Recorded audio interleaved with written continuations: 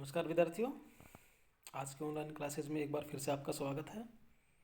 आज हम रीतिकालीन रीति मुक्त कवि घनानंद जी का अध्ययन करने जा रहे हैं। पद संख्या 18 और पद संख्या 19।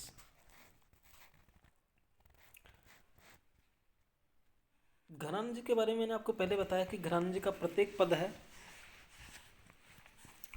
वो अपनी प्रियतमा सुजान को लेकर लिखा गया है, और सुजान के प्रेम में जिस तरह से वो व्यथित हुए, वेदना विरह वेदना उन्होंने जो भोगी, उसी विरह वेदना का वर्णन कवि ने अपने इन पदों में किया है। तो देखिए क्या है। भये अति निठुर मिटाए पहचान डारी, याही दुखे हमें जग लागे हाय हाय है। तुम तो निपट निर्दयी गई भूली सुधी, हमें सूल सोल निसो क्यों न उन्हें भुलाए है। मीठे मीठे बोल बोली ठगी पहिले तो तब, अब जिए जारत कहो दो कौन न्याय है। सुनी है कि नाहू यह करपट कहावतु, जो काहू का लुपाय है सो कैसो कल पाए है। देखिए कुछ शब्दों के पहले हम अर्थ देख लेते हैं। भय हो गए हैं, अति बहुत ज़्यादा, निठुर निष्ठुर, मिटाए मिटा दिया है, पहचान डारी पहचान को ही मिटा दिया है। यही दुख है हमें जग के, जग का मतलब है रटना, लागी हाय हाय।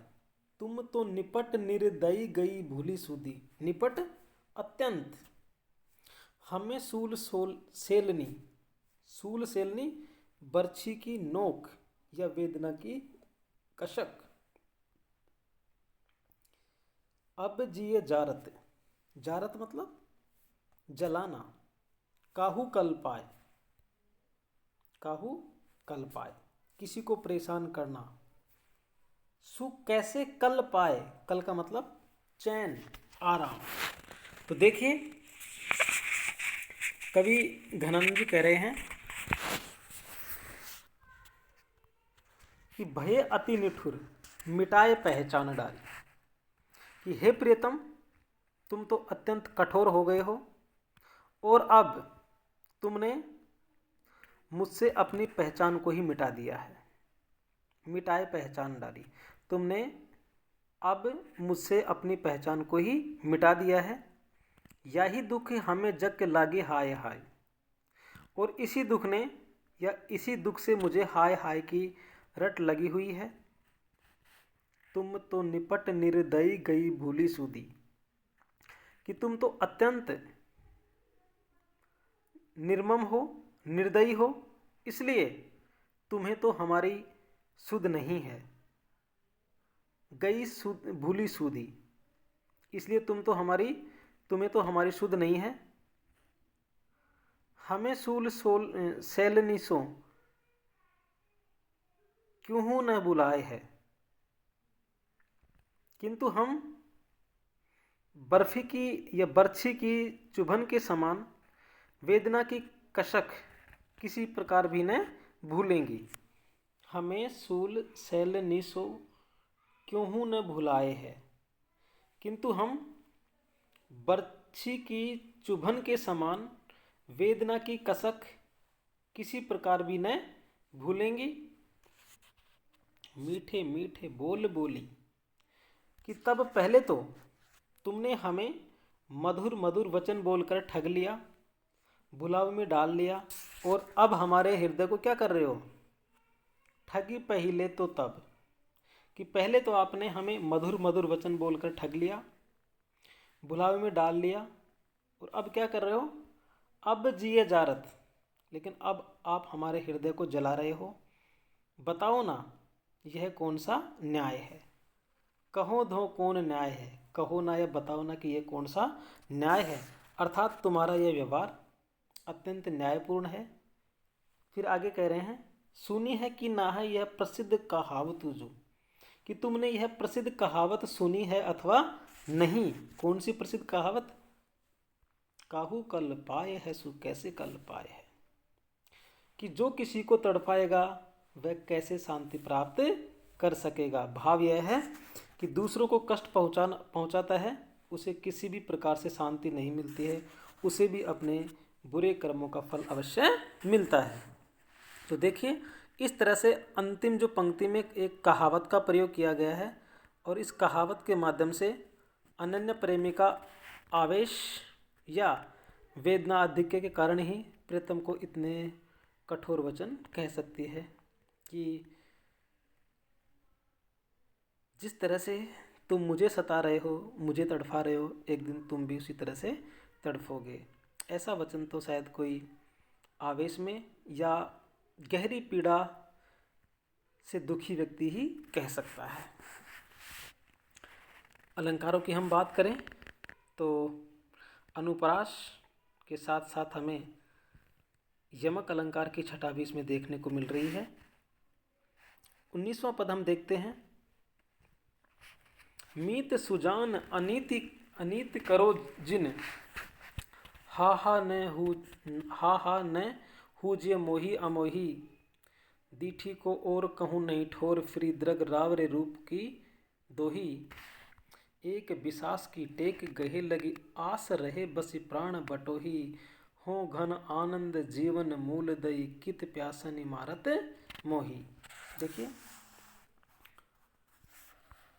मीत सुजान अनीत करो जिन, अनीत का मतलब अन्याय, जिन का मतलब मत या नहीं, हा न हूजिए मोही अमोही, हा का मतलब खेदजनक शब्द हम कहते हैं, हा इस तरह से, यह सौगंध, मोही मोहित करके, अमोही निर्मम या प्रेम शून्य,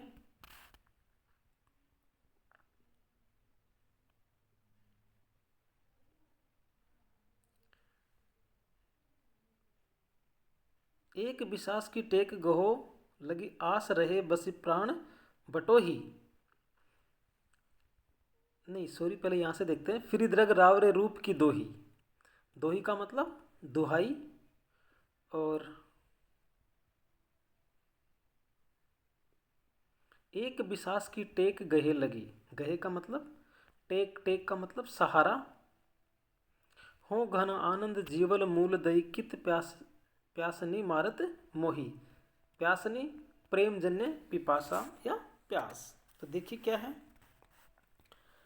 इसमें कवि ने प्रिय के प्रति प्रेम की एकनिष्ठता एवं अनन्यता का वर्णन करते हुए मार्मिक उपालंब दिया है।